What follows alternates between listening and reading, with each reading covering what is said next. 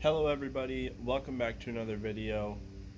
We gotta do a reaction. We got new Tyranids fucking coming out the ass here. For anybody that lives under a rock, I guess, the Nids somehow did win the battle for Ogram. I think all the factions came together, and whether they actually won or not, they voted Nids so that we could see those spicy new Nid models. And here they are. I know I'm a little bit late. I've been working like crazy. I've been fishing like crazy. Time, it's a commodity that is in very short supply in my household right now. But it does not mean we're not going to get a reaction, because these are some fantastic new models. As always, guys, check out the channel sponsor, Lord of Skulls. This is my quick little shout out to him that I gotta do every video, because he makes fantastic stuff. He sent me some fantastic stuff. He'll send you some fantastic stuff. Use my discount code that is in the description of the video to get yourself some sweet savings. And if you're into World Eaters and you haven't checked this guy out, what are you doing? I mean, you're just messing out. Anyways, into the video, into the reveals. First up, we have new Gene Stealers. Now, I am happy to go on record as saying that Gene Stealers and the Broodlord are two of my least favorite types of Tyranids. That includes Gene Stealer cults. They're just not my vibe, not really my favorite type of model. I prefer my giant dinosaur space bugs of death, and even like, you know, Hormigons, little raptor-y dinosaur bugs. I prefer that much more to these like human hybrid things. They're just not my vibe. Now, these new Gene Stealers, though, I like a lot more. You know, their poses are a lot more interesting. They really upsized their claws. They really are big and almost too big, but I think it's fine. So I really do like these. I think it's a really good glow up for them. Again, they're still not my favorite model, like, of the Tyranid range, but like I would certainly be happy to field a unit of them in my army, and I think every Tyranid army is kind of, it's not complete unless you have at least one unit of Gene Stealers. Maybe I wouldn't go super heavy on it, but I would like to have one, you know, in my swarm in the future. Now, continuing on with troops, of course we already had the new Termagant sculpt. Now we have new Hormigons. These look very much like, you know, people have been making, you know, 3D renders and 3D printable files of the Hormigons for a really long time. I know there's one. I'll have it pop up because I like it so much. It's he's a famous Tyranid painter on Instagram, and I think it might have been entered in a contest soon, but he painted a bust of a Hormigon. It was a 3D print, and it looked amazing. And these are very much like, you know, they're in that same kind of vein. They're more raptor-y looking. Some people don't like their like jumping straight up poses on a couple of them. I think they're fine. I would maybe prefer if they were angled a little bit more, like they were jumping forward instead of straight up. But it's all these things, like these, they're small. They're, you know, they're meant to be in a big swarm or horde anyway, so it's whatever. I think they look good. I think it's a good improvement, right in line with the Termagants. Now, speaking of Termagants, now we have the full multi-part kit of Termagants revealed, and it turns out they've got weapon options, and they've got more weapon options than they've had in a while. They've brought back things like the spike rifle and the Weber, I think it's called, the one that kind of looks like a certain part of certain animals. Then maybe a horse might come to mind. We're not going to talk about that, though. This is a family-friendly channel, god damn it. But I think it's really cool. I think it's great to have, I think, more options are something. One of the complaints about 10th edition is that a lot of options have been taken away. Here are some more options coming back, and to a unit that hasn't had them for a long time, right? Like they've had, I think it was Fleshboard, Death Spitter, and Spine Fists, but really, I don't think anybody was ever really too fussed on it. But now you've actually got some cool special weapons to spice up the squad. And I think for games like Kill Team and stuff too, that'll be really interesting. Now you've got maybe some more options for that. So I think they look great. I think they're cool. I think my favorite is probably the spike rifle. I think it looks pretty sweet. So much appreciated, and we like that a lot. Oh, one other thing, the Gene Stealers, they do have the, I think it's called the Imgarl head option, the tentacles. So you could go full tentacle army with them, along with some other things that I'm about to mention in just a moment. you could literally have like an entire army of octopus tentacle face dudes. So that's pretty sweet. I know some people they really like their tentacles. Maybe a little too much. Anyways, speaking of tentacles, we got more tentacles than we know what to do with, boys and girls. We got not only the fantastic new Death Leaper. I don't give a shit if you don't like his little tentacle fucking flesh cape. I think it looks great. I think he looks like a cartoon Saturday morning villain straight out of a fucking Batman comic or something. He looks very evil and kind of like the vampire of the fucking Tyranid range. I like him a lot.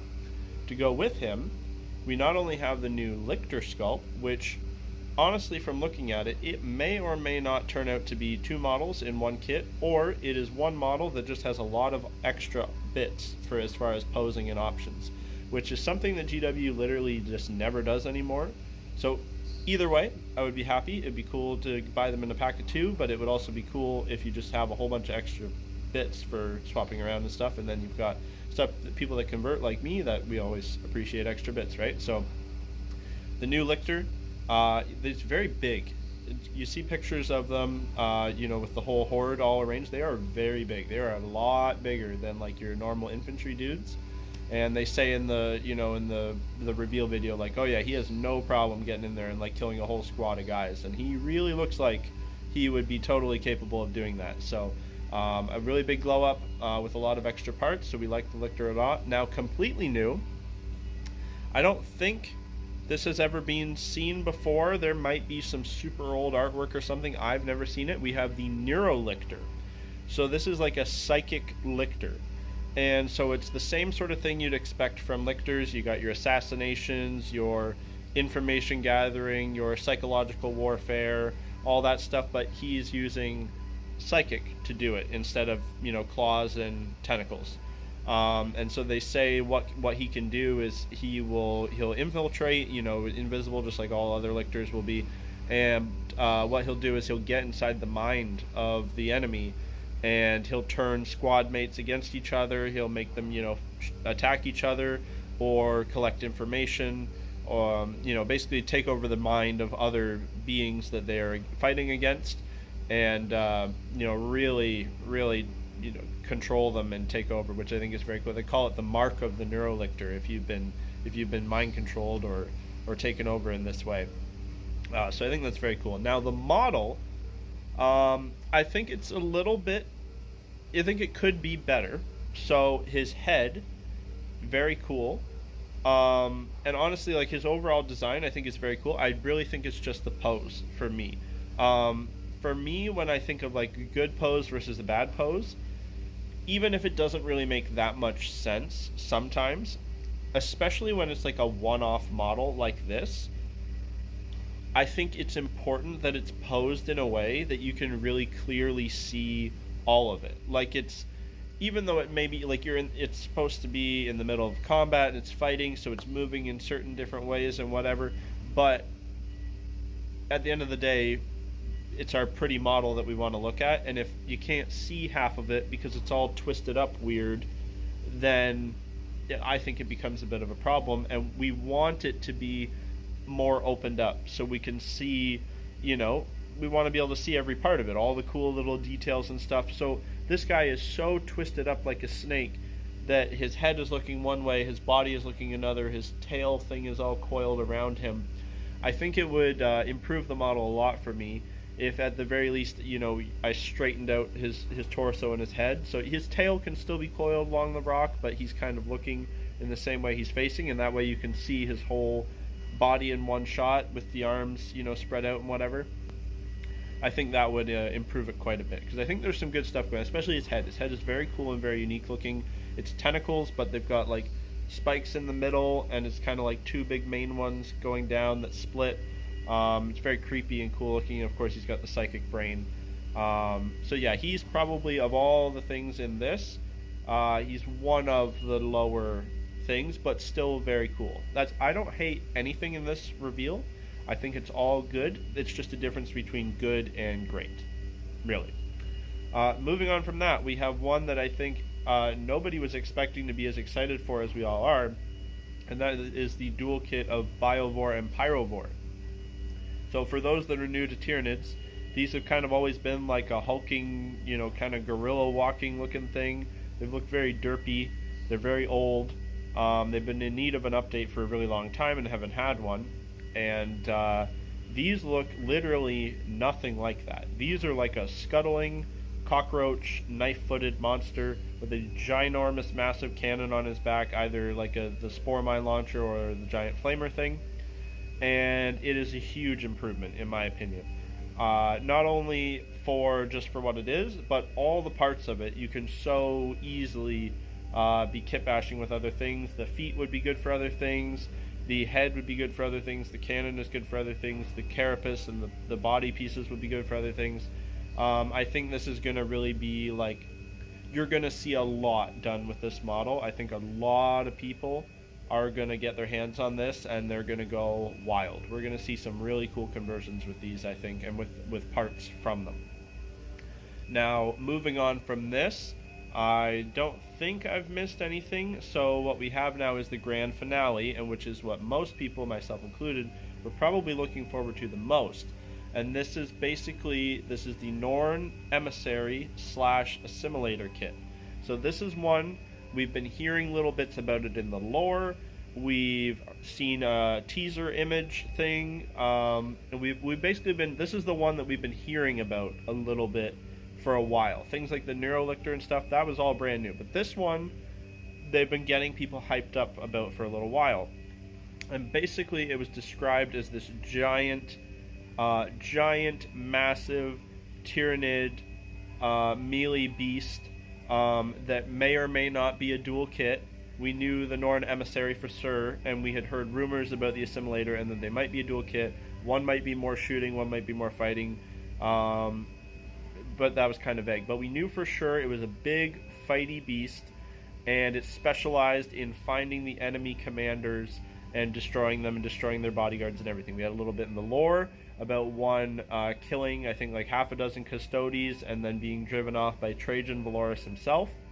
And we weren't given a super clear idea on the size, but we were kind of led to believe that this might finally be our plastic Tyranid, proper Bio-Titan, like a towering, Titanic monster, on par with a Wraith Knight or an Imperial Knight or whatever. And what we got is very different than I think of what a lot of people were expecting. So there's a lot of posts online trying to figure out the exact dimensions and sizes of this, guys. I think I can pretty safely tell you how big this thing is. So there's an image of the Assimilator, which is the other variant, but they're the same height, fighting a Wraith Lord. The Wraith Lord is slightly forward, like further, closer to the camera, I think. But in general, it is like its head is kind of to the top of the Wraith Lord's back spikes, which are a little bit taller than its head, and then its spines itself are a little bit taller than that. So a Wraith Lord, for anyone that doesn't know, is about 4 inches tall. So I'm going to guess that this guy is between 5 and 6-ish inches tall. Maybe 6.5, but he also is standing on a pretty elaborate base, so that is adding to his height a little bit as well. So he's nowhere near the height of an Imperial Knight. He is probably, a bit more than half as tall. Like if he reached up, he could probably, hit one in the head. But this is definitely not a Titanic monster. This is the same. So he's tall, but he's also thinner. He's got the same kind of body type as like a Hive Tyrant, like a bigger Hive Tyrant or a bigger Swarm Lord. But I would say overall, like if you were to like break him down and make him a 4-legged thing, he's probably roughly the same size as like a Tyrannofex. Like a large monster, but not a Titanic monster. Like on the bigger end, but not Titanic at all. And that was that right there is a little bit disappointing, because it's like, if we're already making this thing, and we're already making it this big, why not just make it a bit bigger and fill that void, because we don't have a Titanic monster in Tyranids at all, and a lot of people have really wanted one. We really want a big, cool Titanic beast to fight against the Gargants and the Lord of Skulls and the Knights and all these things. Like, why not? Why can't we have? They're described in the lore all the time, these big, towering Tyranid monsters that fight knights and stuff. So that was a little bit disappointing. And then the model itself, while again, I'm still saying it's good, it has a lot of good things, it's not quite. There was some things that bother me. I'll put it that way. Okay, so the first version, the Emissary, is that's the one that's more of like supposed to be kind of like a giant assassin. How do I say this? It's a little bit boring for what it is, and it also, it's like it's a little bit boring, and then it's like they got a little bit carried away in some areas, right? Like, it's not as refined as I would expect a professional Games Workshop model to be. It kind of looks like something somebody would kit bash, and like if I saw somebody had made that on their own out of spare parts and green stuff and stuff, I'd be like, wow, you know what, it's not perfect, but considering you did that by yourself with your own two hands, very good.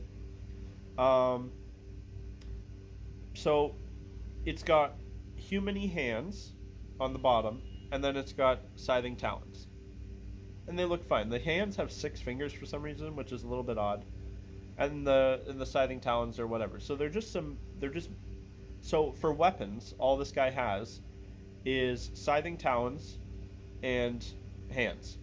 And they're not like particularly crazy or scary looking hands they're not like powerful crushing hands that, like, you know, this thing's supposed to be fighting, you know, commanders and stuff. Well, what if the commander's in a Baneblade? Well, they don't look like hands that are just gonna crush and rip the top of that tank off and then his talons scythe in there. They just kind of look like big hands. And then the talons themselves, while they look cool, that's not really anything unique or special. Like, honestly, like the blade part on them isn't even really that big. Like, I'm picturing like the Dimachron, and he was kind of unique because he had 2 on either hand, and they were freaking huge. They really looked like if he went whack, he would go right through anything. Whereas these are kind of just like plain looking, you know what I mean? Like, I look at him, I look at his weapons, and it's like freaking Hive Tyrant looks more like exciting and cool. Like if he's got like a sword and a whip and a gun, or you know, he could a Hive Tyrant could have 2 talons, and until recently he could have a set of hand claws as well. So there's nothing really unique about his weapons. Now he is also a psychic creature as well, and this is where also I think they went a little bit much. So he's got a massive head, like it's that kind of zoanthrope, like big head crest. But then his actual face and mouth are very, very tiny. So he's got this huge head crest, and then a little tiny head and a little tiny mouth. And it's like, for how big he is, it literally looks like it almost looks like it might be like a Hive Tyrant sized head on this giant thing with this giant crest. Like, it looks like somebody took like a Hive Tyrant head. It is slightly different. Like, they've got kind of like some extra pieces coming out from here, but it looks kind of like they took like a Hive Tyrant head and just put a huge crest, not a Zoanthrope crest, like a quadruple X Zoanthrope crest, like massive. So big, in fact, that then the big like towering carapace thing, it looks like he wouldn't even be able to turn his head very good. So what I think would have looked cooler, honestly, I think it would go a long way if they gave it a bigger face and mouth. Like, for this thing, I think it needs to be like a Trigon sized head and mouth, and then you could have the big head crest. But like this part, the face part, is way too small. So then we go to the assimilator, and as far as like weapons and face and everything, this guy fixes a lot of those problems. I think his face does look it's kind of hard because it's like his face doesn't look as unique because he doesn't have this huge crazy crest thing, but it also, like, it looks more proportionate. Like, it's just like a big, like, kind of looks like a Tyrannofex / Tervagon style head. Got an extra little pincher thing on the side, so that's fine. And then for weapons, so he's got the scything talons, kind of boring, whatever, they're fine. But then he's got two big, like, organic harpoon launcher things on the bottom, which look very cool, and they are very unique. So I like that a lot better. But he doesn't have the crazy, like, psychic carapace that the other one has. He's just got kind of a plain carapace. In the first image, too, they show him with some extra little claw bits on the front, which look stupid, so you take those off. But so I would say overall, I think just looking at the images, I think I like the assimilator a little bit more. But it's hard because the emissary actually, it kind of looks more like extravagant. It looks more like fancy because it has all this extra crest and stuff. It's honestly, for me, it is mostly the face that is bothering me, I think. So I don't know. I think I'm gonna get it someday. It could be like 2 years from now. I don't know. I think I would get it, and I think I would. There might be a happy medium where you kind of mix the two, and then it would be cool because you could play it as either or. But whichever one I do, it needs something. There's good ideas. There's cool parts to both of them, but neither one is quite right. They're missing something. But so I guess to wrap up, I would say Gene Stealers, perfect. Hormagaunts, perfect. Termagants, perfect. The Lictor and Death Leaper, perfect. The Neurolictor needs a little bit of something. Biovore, Pyrovore, perfect. And the big guy is cool but needs some work. So overall, one of the best reveals they've ever done with very few misses or disappointments. And yeah, that's where I'm going to wrap it up for today. Thanks for watching, guys. Don't forget to like and subscribe. Check out Patreon for all my upcoming stuff. I have a new video coming out very shortly about Leviathan kit bashes and conversions, so you'll want to check that out. And I'll see you next time. Bye.